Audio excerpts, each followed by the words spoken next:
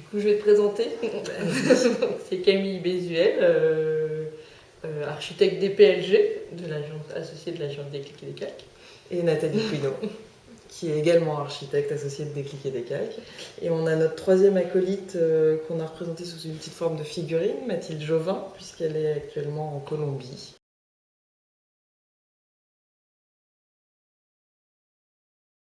Bonjour, je suis Agnès Guillemin et je suis associée à Agnès Chrysostalis. Et on a fait donc, nos études ensemble. On s'est rencontrés avant, mais on a fait nos études ensemble à l'école d'architecture de Paris-Val-de-Seine. Enfin, actuellement Paris-Val-de-Seine.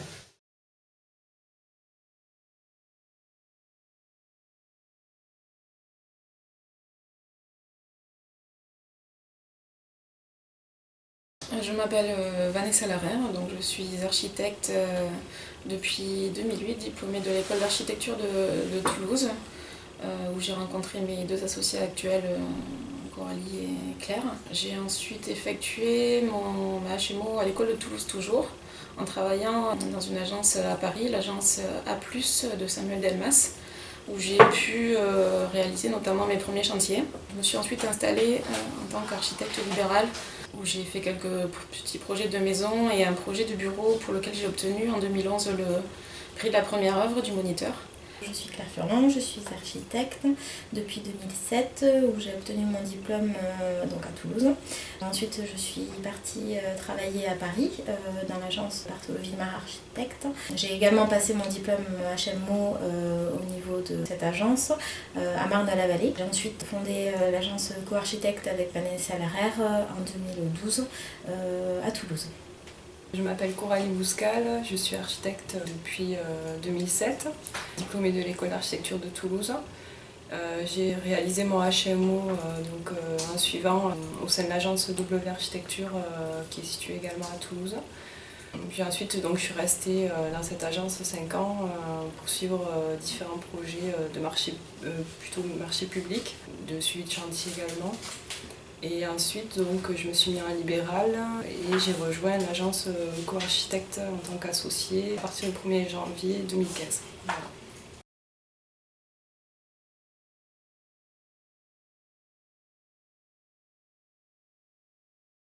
Amélia Tavella, architecte depuis un certain nombre d'années. Je suis née et j'ai grandi en Corse, ce qui, à mon sens, a dû certainement déclencher un certain nombre de choses qui m'ont poussé ensuite vers cette profession d'architecte.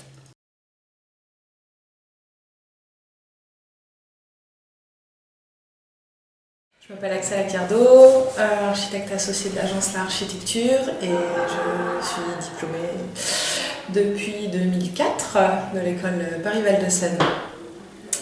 Et bonjour, moi je suis Linda Gilardone, je suis architecte diplômée depuis 2006 à l'école d'architecture Paris-Val-de-Seine. C'est d'ailleurs là où nous nous sommes rencontrés.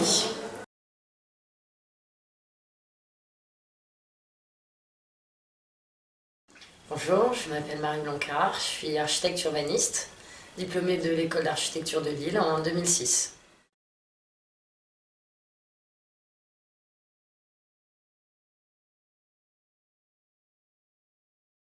Je suis Sandra De Giorgio, associée à l'agence NZD Architecte, que j'ai fondée avec Gianluca Godenzi en 2011.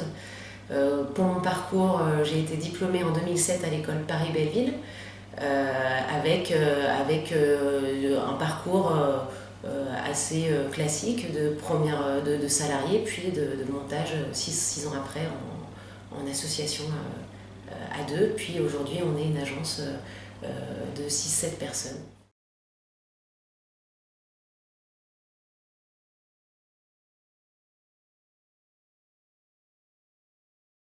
Bonjour, je m'appelle Marie Perrin, je suis architecte. J'ai fait mes études dans 3 écoles différentes. La première, donc anciennement Villemain à Paris, à l'école des Beaux-Arts.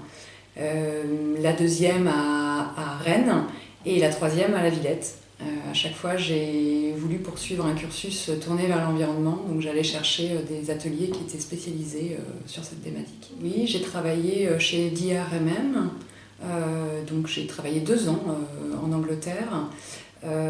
Cette agence était spécialisée notamment dans la construction de bois.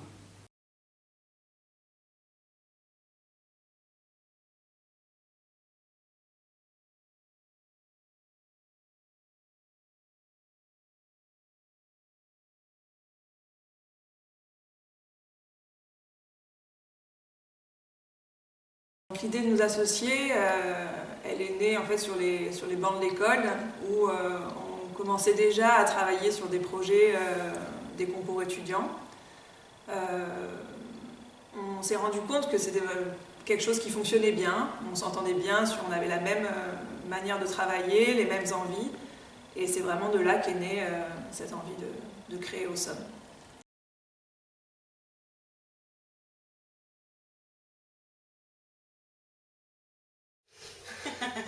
Parce que alors, on se connaît depuis très longtemps, c'est vrai qu'on a travaillé ensemble sur des projets à l'école. Et après, ça s'est fait assez naturellement, parce qu'on avait des petits projets, on a travaillé ensemble dessus, et puis voilà, c'est l'occasion qui a fait le larme, on va dire. Et puis surtout, on se connaît depuis très longtemps, et on s'est dit, de toute façon, on peut la tenter, puis on verra bien. Et ça fait 10 ans, donc... Moi, je pense qu'on va de plus en plus vers des pratiques collaboratives, que ce soit dans l'architecture ou dans tous les domaines. Et donc c'est vraiment primordial d'être à plusieurs pour une agence, de pouvoir prendre les décisions ensemble. Et au-delà de ça, on va vers plus de collaboration aussi entre les architectes et les maîtres d'ouvrage, entre les architectes et les ingénieurs. Notre association, elle commence en fin 2007, fin 2008. Sur les bases de déjeuners réguliers où on échange sur le métier, notre pratique. On est toutes les deux travaillées en agence à Paris et pendant 1 an on parle de nos projets, de ce qu'on a envie de faire plus tard, comment on veut évoluer. Et puis au bout d'1 an de discussion, on se rend compte que ça serait peut-être intéressant de monter une société ensemble et de créer donc notre structure. On passe l'année 2009 à s'essayer sur des projets, puisqu'on n'avait jamais travaillé ensemble, pour voir un peu ce qu'on peut tirer de notre conception à 4 mains. Et il se trouve que c'est intéressant, que ça se passe plutôt bien. Et donc on crée la société en septembre 2009.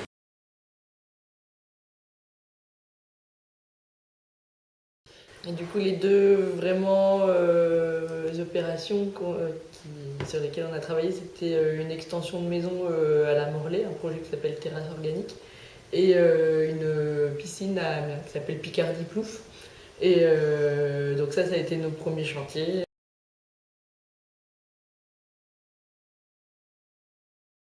C'est pas des tout petits projets, mais qui nous ont petit à petit mené à pas mal de réhab pour des privés. Et de fil en aiguille, on en est arrivé à notamment le commissariat, comme vient de le dire Agnès de Sergi-Pontoise, qui a été pour nous un moment qui nous a fait passer quand même à autre chose dans notre travail, notamment en termes de marché public, parce que du coup on a commencé à rentrer dans ce type de marché. Et après, en termes de projet, je vous dis donc le commissariat de Cergy et moi personnellement par rapport au projet qu'on a fait, et notamment à ceux qui ont été présentés pour le prix, il y a la série de meubles pour enfants aussi, qui est, je pense, qui est en termes de taille effectivement assez petite, parce que ça reste des meubles, mais qui est quand même la quintessence aussi de ce qu'on met en place depuis 10 ans dans la création d'espaces, remodeler des espaces, que ce soit de l'architecture d'intérieur, de l'architecture, des meubles, et les interventions diverses et variées qu'on fait. Et qui, je pense, même dans les projets présentés là, qui se retrouvent. C'est-à-dire que dans les projets qui sont là, que ce soit le commissariat, les meubles pour enfants, l'atelier de confection transformé et les maisons, on retrouve cette écriture-là. Et qu'on développe depuis 10 ans. On accorde autant d'importance à des projets d'échelle très différentes. On est extrêmement, on peut le dire, pointilleuse sur les détails. Voilà. La maison du golf, qui est un projet sélectionné pour le prix de l'Arva, c'est un projet que j'ai commencé quand j'étais encore en libéral, et donc que j'ai poursuivi ensuite quand on a créé l'agence. C'est un projet qui est dans les Landes, pour un client privé pour lequel j'avais fait une petite réhabilitation de 3 petits logements locatifs. Et il a été très satisfait de ça et il m'a proposé de faire sa maison. Donc un site assez exceptionnel pour une des premières commandes de maison.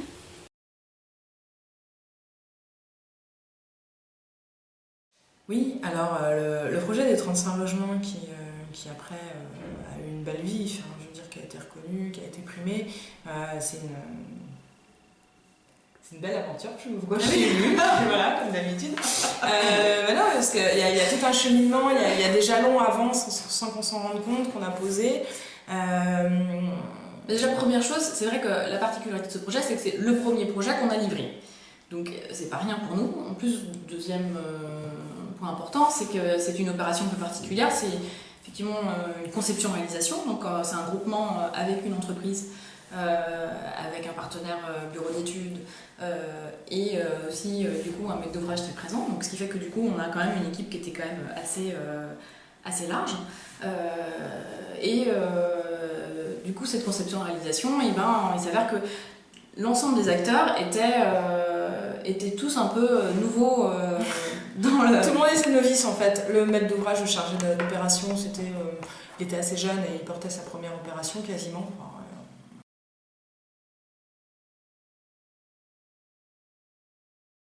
J'ai commencé à travailler en agence très tôt pendant mes études, en 2001-2002, chez Saison Menu. Tout le temps que je pouvais me libérer des études et puis pendant les vacances. Donc j'ai travaillé là-bas pendant 4 ans et j'ai démissionné plusieurs fois pour faire plusieurs projets avec Patrick Bouchin. Puis à la sortie des études, j'ai travaillé en agence à Lille et je me suis orientée après côté maîtrise d'ouvrage pour travailler sur des plus grands projets. Puisque en agence d'architecture, je me sentais un peu à l'étroit, je travaillais sur une parcelle, parfois un îlot, mais jamais je ne passais le trottoir.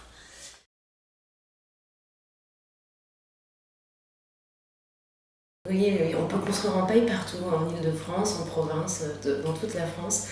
C'est un matériau qui est disponible partout en France, partout où on fait de la paille, où il y a des champs. L'Île-de-France est extrêmement riche là-dessus. Ce projet-là, on vient de le livrer. Ces 13 maisons-là, il est très particulier puisqu'il est entièrement en mur ossature bois et isolé avec des bottes de paille compressées. C'est une région dans laquelle il y a énormément de charpentiers qui se sont spécialisés dans l'isolation bottes de paille. Et on s'est dit que c'était l'occasion de faire fonctionner les filières locales sur un chantier qui était en face d'une école. Et donc la filière sèche de la préfabrication nous a paru idéale pour ce type de projet.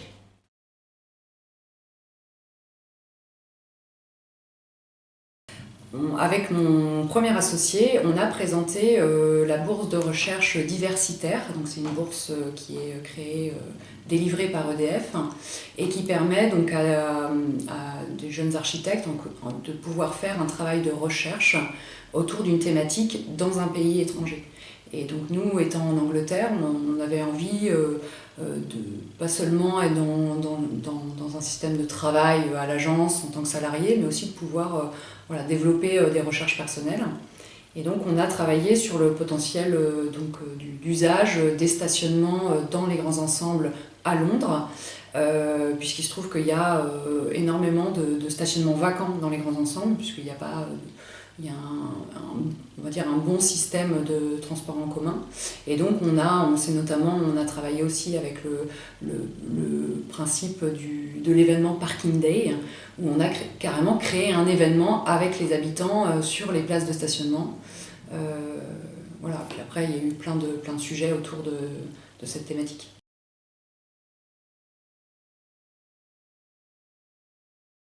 Alors, c'est vrai qu'on a eu quelques projets qui ont vraiment marqué des étapes dans l'agence.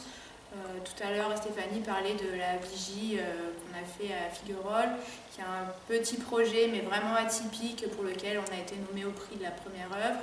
Ensuite, on a pu commencer à accéder à la commande des groupes scolaires grâce à l'école maternelle du Paradou. Et aujourd'hui, on voit que grâce à cette école, on arrive aujourd'hui à faire 60% de l'activité de l'agence autour du thème de l'éducation. Et là, on va faire notre premier concours de collège, donc ça veut dire que l'effet boule de neige fonctionne. Et ensuite, il y a eu l'étape des logements à Aix-en-Provence de la Durane, des 95 logements, où d'un coup, on a changé d'échelle de projet, que ce soit en budget ou en surface. Et ça nous a permis, en tout cas nous, de trouver une stabilité, de faire un gros chantier et d'avoir aussi une certaine visibilité par rapport à la profession, une certaine légitimité, je crois.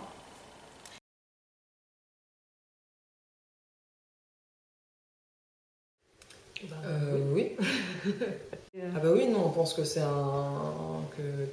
c'est toujours bien de faire parler de soi et du coup de l'architecture et aussi des femmes dans l'architecture via ce prix. Oui, je pense que moi je conseillerais aux femmes architectes et aux jeunes femmes architectes de candidater parce que c'est important d'avoir une reconnaissance du milieu dans lequel on travaille. Bien sûr, et surtout si ça peut petit à petit amener à une certaine égalité dans le milieu en termes de représentation homme-femme et tout ce qui s'ensuit, salaire, etc. Voilà. Alors, naturellement, j'encouragerai les jeunes femmes à postuler pour ce prix. Ce sont des actes individuels comme ça qui en feront quelque chose de collectif. Le prix que vous avez mis en place depuis un certain nombre d'années est en passe de devenir de plus en plus, d'avoir un écho de plus en plus important et notamment au niveau international. Je pense que c'est des choses, voilà, c'est des réseaux, c'est des maillages qu'il faut étendre de plus en plus. Bah oui, il faut y aller, il faut foncer. Oui, bah non, ça met quand même. Non, mais c'est vrai que ça met en avant par rapport à une forme tellement de personnes, d'architectes, qu'effectivement, à un moment, ça met en lumière le travail de quelqu'un et ça l'aide à se développer. C'est assez important. Après, effectivement, ce qui peut être intéressant, c'est que ça s'ouvre de plus en plus et que ce ne soit pas que un prix des femmes, quoi. Mais c'est tous les propos qu'il y a eu. Mais c'est vrai que ce qui est assez intéressant, ce qui est assez surprenant, c'est que c'est vrai que ça crée débat. C'est un prix qui du coup suscite beaucoup de débats. C'est vrai qu'on a pas mal d'amis architectes qui du coup nous ont parlé du prix en nous disant que architecte homme bien évidemment, qui étaient surpris en fait de ce prix. Alors oui, je recommande vivement à toutes les femmes de concourir à ce prix parce que déjà ça fait du bien d'avoir un retour de ses pairs sur ce genre de prix. Ça permet aussi d'exposer son travail, ça c'est immense, c'est une belle occasion. Et puis on est accompagné. On rencontre d'autres personnes. Moi, j'ai fait des rencontres grâce à ce prix, le soir du prix des anciennes femmes primées de l'année dernière et celles d'aujourd'hui. Ça nous a permis d'échanger aussi sur notre condition de femmes architectes au sein de nos bureaux. Et du coup, oui, je le conseille vivement, ça fait du bien aussi. Oui, j'ai déjà fait, j'aurais dit inscrivez-vous, mettez à jour votre profil s'il vous plaît. Parce que voilà, tout le monde ne peut pas gagner, mais néanmoins ça permet d'avoir une visibilité sur la production architecturale des femmes et rien que ça déjà c'est chouette. Oui, je pense qu'on peut conseiller à d'autres femmes de participer à ce prix, surtout parce qu'il porte un message qui est quand même important et qui vaut la peine d'être soutenu. Je pense que c'est une bonne chose d'essayer de devenir un peu référente pour les jeunes femmes architectes qui aujourd'hui sont majoritaires, comme on le disait, dans les écoles d'architecture. Mais pour leur montrer que en fait, il est possible de s'installer, de créer son agence, d'avoir sa propre réflexion architecturale, de devenir chef d'entreprise et que voilà, je trouve ça intéressant de montrer que ça existe et qu'on peut y arriver.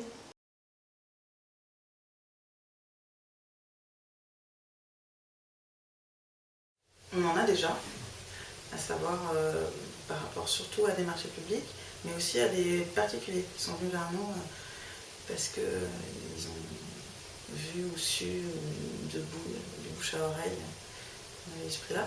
Et et des retours de nos anciens clients aussi, à qui on a envoyé un mail disant qu'on avait ça. Extrêmement sympathique. C'est vrai que par ce prix-là, les gens se rappellent de nous aussi.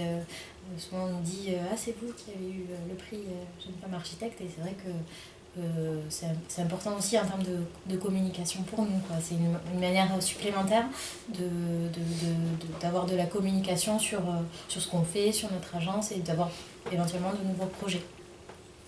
Il y a aussi, on trouve aussi des gens qui critiquent le prix en disant oui, mais pourquoi un prix femme architecte, pourquoi pas un prix homme architecte, c'est la discrimination positive. Mais on pense que quand même c'est une bonne chose et ça nous permet aussi de rappeler que le nombre de femmes architectes inscrites à l'ordre, on va dire, qui gérantes d'agences d'architecture, sont minoritaires alors que le nombre de femmes architectes qui sortent des écoles est largement majoritaire aujourd'hui.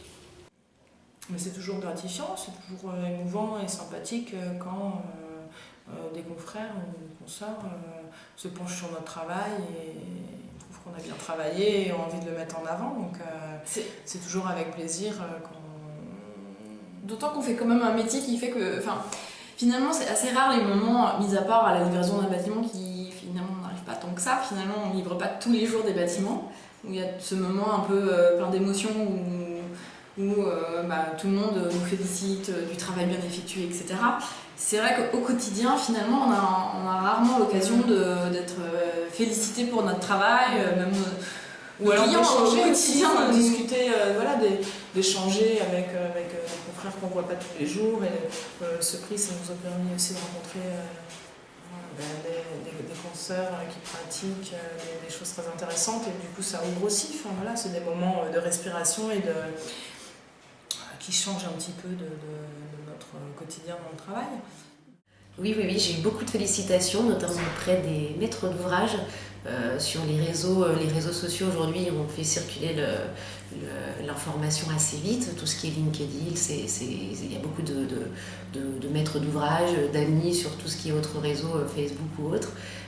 Et oui, j'ai eu beaucoup de félicitations dessus, j'étais très touchée là-dessus. Je ne m'attendais pas à recevoir autant de reconnaissance, donc ça a été une bonne surprise. Alors aujourd'hui c'est assez nouveau, donc je pense que le prix des femmes architectes nous a apporté pour l'instant une reconnaissance quand même. Ça fait toujours plaisir de savoir que notre travail plaît et est valorisé. Après, ce qu'on trouve intéressant surtout, c'est de faire partie d'une communauté, aujourd'hui de faire partie de cette communauté de femmes architectes qui peuvent discuter de leur parcours, croiser les idées, etc. Ça, on trouve que c'est quelque chose d'intéressant et pour l'instant, c'est ce que ça nous a apporté. Oui.